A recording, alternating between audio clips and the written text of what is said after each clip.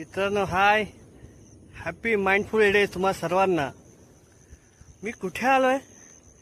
एका छोट्याशा डॅमवर.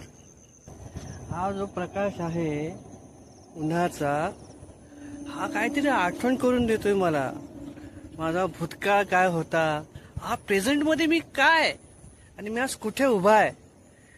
आणि वर्तमान क्षणात मी जगत असताना मला माझ्या माइंडफुलनेसचा अनुभव होतोय.